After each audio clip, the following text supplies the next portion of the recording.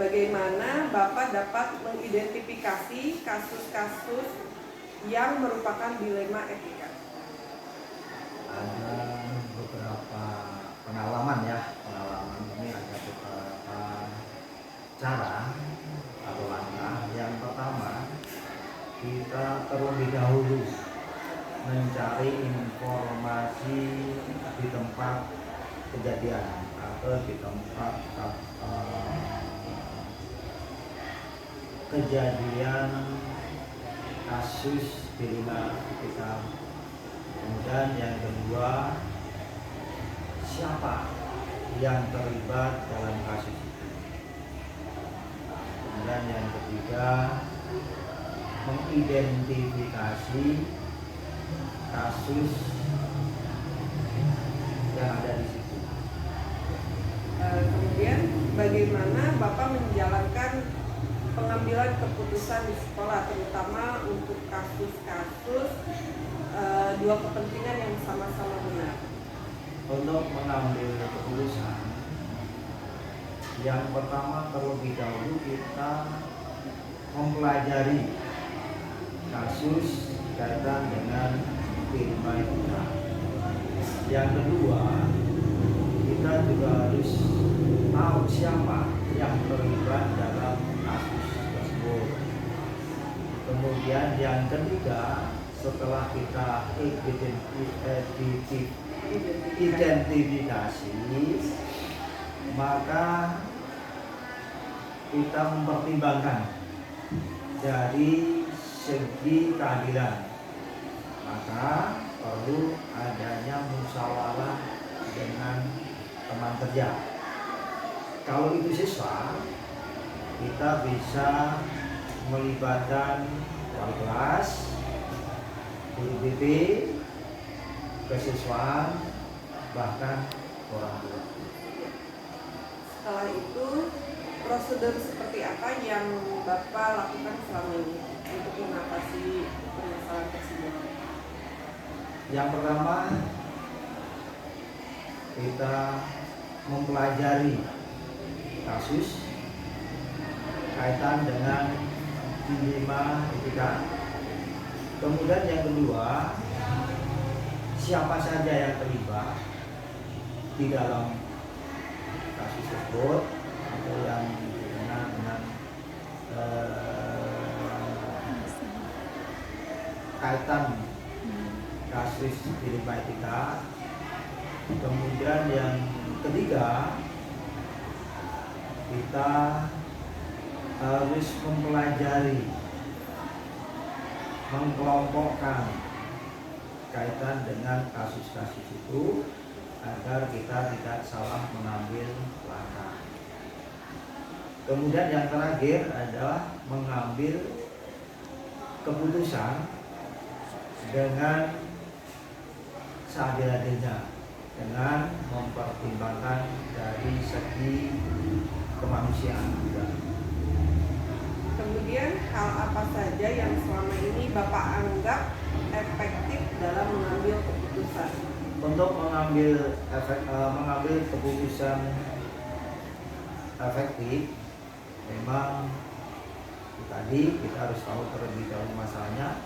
Kemudian masalah itu akan bisa kita selesaikan manakala kita dengan musyawarah dari masukan-masukan berbagai pihak. Di antaranya kalau itu melibatkan siswa, berarti kita melibatkan wali kelas, guru BP, kesiswaan, bahkan orang tua. Tapi kalau itu kasusnya kaitan dengan guru, maka kita pun juga harus melibatkan mungkin wakasek, mungkin stakeholder, sehingga kita tidak salah mengambil keputusan dan mencari keputusan yang terbaik. Dari Bapak penyelesaian kasus tadi, kira-kira ada nggak tantangan ketika mengambil keputusan? Ya, Tantangan keputusan itu pasti pasti yang namanya tantangan itu pasti ada, tetapi untuk mengambil keputusan kita lihat sisi positifnya dari kasus tersebut. Untuk menghadapi tantangan tersebut maka kita perlu adanya koordinasi dan komunikasi terhadap orang-orang yang terkait. Apakah Bapak memiliki jadwal tertentu dalam menyelesaikan kasus tersebut? Selama ini memang kita belum punya jadwal khusus atau jadwal tertentu atau belum dijadwalkan untuk menangani kasus-kasus tersebut. Cuma kalau di situ ada kasus masalah dilema etika atau masalah yang lain, kalau memang bisa kita selesaikan saat itu kita selesaikan. Namun jika ternyata belum bisa diselesaikan maka harus kita tindak lanjuti agar masalah itu bisa terselesaikan. Ya. Adakah faktor-faktor yang mempermudah atau yang membantu Bapak untuk menyelesaikan kasus tersebut?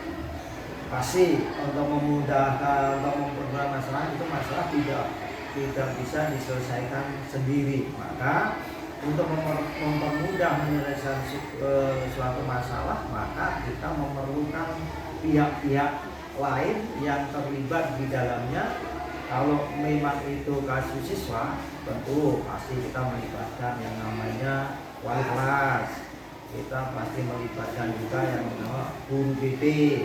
Kemudian yang ketiga melibatkan kesiswaan.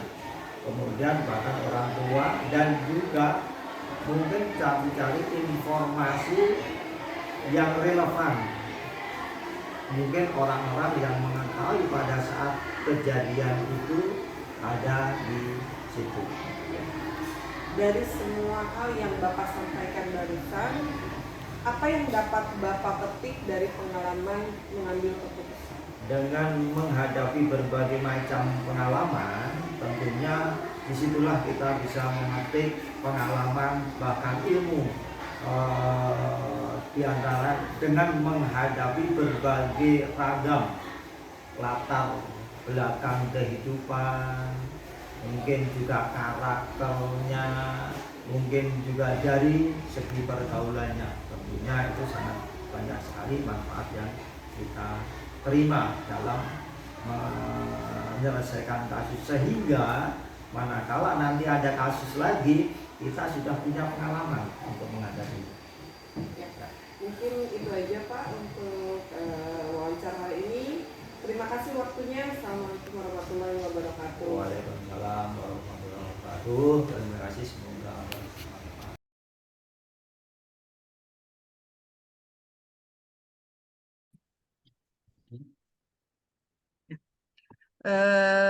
Assalamualaikum Bapak Ruli. Waalaikumsalam warahmatullahi wabarakatuh. Bagaimana Pak kabarnya hari ini? Alhamdulillah baik, sehat. Alhamdulillah kalau baik dan sehat. Saya ingin sedikit mewawancarai Bapak, boleh ya? Berkenan waktunya? Bu, mangga, silakan. Ya. Pertanyaan pertama, bagaimana sih Bapak dapat mengidentifikasi kasus-kasus yang merupakan dilema etika atau bujuk moral? Biasanya kita identifikasi dulu ya, apakah itu kasus termasuk yang berkaitan dengan pelanggaran hukum, etika atau moral atau tidak. Nah, biasanya kan kalau yang disebut dengan dilema etika itu hal yang benar ya, hal yang benar di mana ada dua pilihan tapi dua-duanya benar dan tidak bertentangan. Tapi kalau bujukan moral itu biasanya yang satu, Nah, kita identifikasi dulu, baru kita bisa mengambil langkah berikutnya. Ya.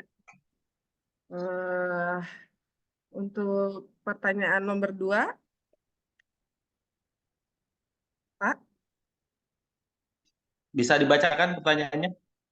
Ya, Untuk nomor 2, bagaimana Bapak menjalankan pengambilan keputusan di sekolah, terutama untuk kasus di mana ada dua kepentingan yang sama-sama benar atau sama-sama mengandung nilai kebajikan. Oh, berarti itu termasuk kasus dilema etika ya. Ya, Kalau untuk masalah itu biasanya kita melakukan pengumpulan fakta dan data dulu tentang permasalahan tersebut atau kasus tersebut. Kemudian saya biasanya meminta pendapat dari rekan-rekan guru, bisa dari guru BK, guru wali kelas atau guru yang lainnya. Kemudian nanti kita musyawarahkan secara bersama untuk mengambil keputusan. Itu. oh, ya. Kalau begitu, kira-kiranya langkah-langkah seperti apa yang Bapak bisa lakukan selama ini, selama mengatasi masalah yang tadi, langkahnya? Setelah mengumpulkan data-data, kemudian apa lagi? Ya. Biasanya kita setelah paham fakta data yang ada, kemudian kita tahu kasus permasalahannya seperti apa, ketika itu baru kita dari bermusyawarah dengan rekan-rekan teman sejawat, kita coba ambil keputusan yang berpihak pada murid. Artinya jangan sampai murid kita itu menjadi pihak yang dirugikan. Kita prioritaskan untuk pada murid dan tetap ujung-ujungnya harus ada musyawarah untuk kesepakatan bersama. Ya. Kemudian, Ya, hal apa saja yang selama ini Bapak anggap efektif dalam pengambilan keputusan pada kasus yang tadi? biasanya kita ulangi pertanyaannya. Pertanyaannya, hal apa Pertanyaan saja eh, lima. yang dianggap efektif dalam mengambil keputusan? Jadi, kira-kiranya apa gitu?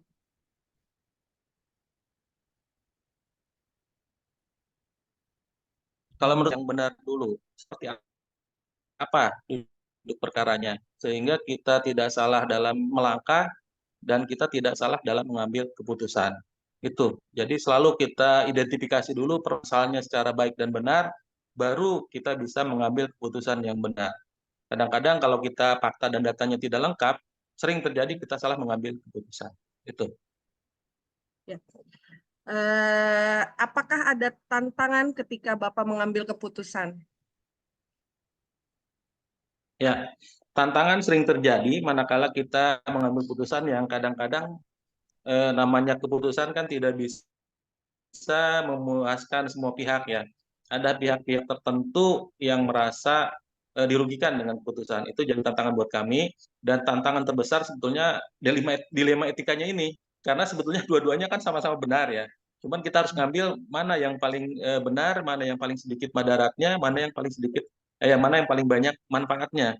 Itu tantangannya menurut saya. Jadi ketika kita mengambil keputusan dalam dilema etika itu kita harus benar-benar menimbang-nimbang, dilihat manfaatnya, madaratnya seperti apa. Dan yang paling penting sekali lagi tidak merugikan kepada pihak murid. Apakah Bapak memiliki sebuah jadwal tertentu dalam menyelesaikan kasusnya? Kalau ada suatu kasus atau permasalahan, biasanya kita lihat dulu bobot ya, atau berat atau tidaknya permasalahan tersebut. Karena ada beberapa permasalahan yang bisa langsung diselesaikan di tempat, ada juga yang harus melalui tahapan-tahapan. Jadi kita lihat jenis kasusnya dulu, kalau memang bisa diselesaikan di tempat hari itu juga bisa diselesaikan. Tapi kalau memang tidak, misalnya harus koordinasi dulu dengan wali kelas, dengan guru BK, kemudian dengan orang tua misalnya. Tentunya kita perlu siapkan jadwalnya ya, pemanggilan orang tua, kemudian musyawarah dan sebagainya. Jadi dilihat dari bobot dari kasus tersebut. Ya.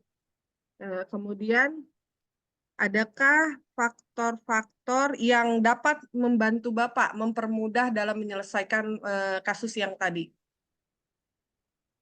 Nah, kalau menurut saya ada faktor yang sangat bisa mempermudah penyelesaian kasus, yaitu adanya kerjasama. Kerjasama semua pihak, baik kerjasama tim kita, Bapak Ibu Guru rekan sejawat, maupun dari pihak siswa, maupun dari pihak luar, seperti orang tua dan sebagainya. Jadi kuncinya harus ada kerjasama. Insya Allah ketika ada kerjasama, semua permasalahan, semua dilema bisa diselesaikan. kadang-kadang masalah tidak selesai itu karena kita kurang adanya kerjasama. Misalnya ada masalah dengan anak, hanya anaknya saja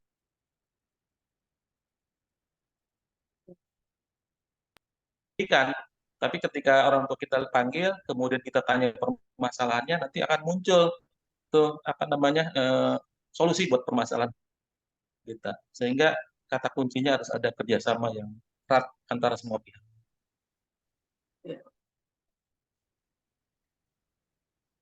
Ya. Untuk pertanyaan yang terakhir, dari Ya. semua hal yang telah Bapak sampaikan, pembelajaran apa yang dapat Bapak petik dari pengalaman mengambil keputusan dilema etika? Pelajaran yang bisa saya petik dari